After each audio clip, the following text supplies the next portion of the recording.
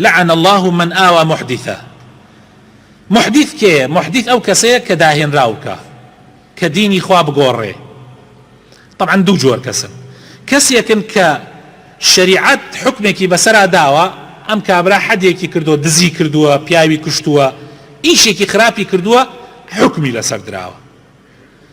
كسيكي تريش يعني لايني بكرديكي كابرا لايني حدود شرعي مخالفاتي كردوها يا لايني فكري واخلاقي يا لايني فكري واخلاقي لنا مسلمانانا هني لسر كراوة حكمي بسر دراوة. لايني حدود شرعي دزي كردوها بياوي كشتوها نابێ داڵدەی بدەی.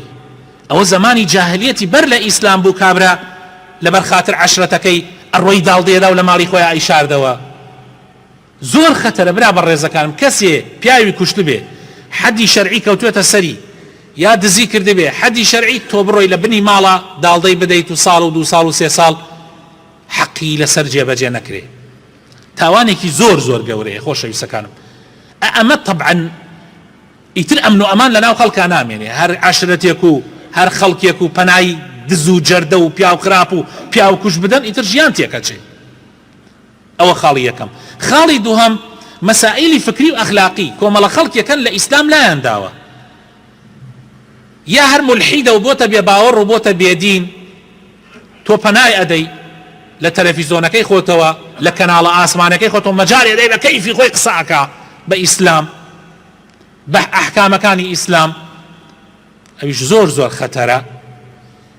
یا مەجاڵی دەی لە ڕادیۆ لە هەر شوێنێ توی تۆ بێ مەجاڵی بدەیت یان لە هەنی ئەخلاقی کابرا کابرایەکی لەوانەیە مسلمان بێ بەڵام لە هەنی ئەخلاقی ڕۆخاوە کابرایەکە بۆ نمونە شتێک دائەنا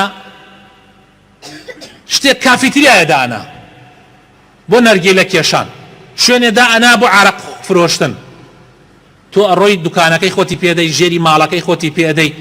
والله برا بەڕێزەکەم ئەمە داڵدەدانی بێئەخلاقیە.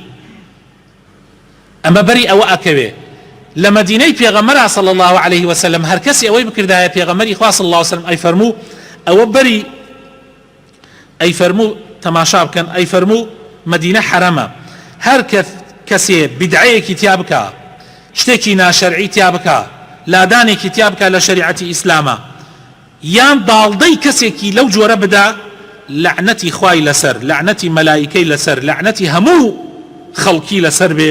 پێغەمبەری خوا صلی الله علیه وسلم ئەیفەرموو و هیچ کردەوەیەکی لێ قبول ناکرێ ئەو کەسە هیچ کردەوەیەک هیچ حەسەناتێکی لێ قبول ناکرێ نە فەرز نە سونەت. ئەمەیە حکمی ئەو کەسانەی کە داڵدەی کەسی لەو جۆرانە ئەدەن.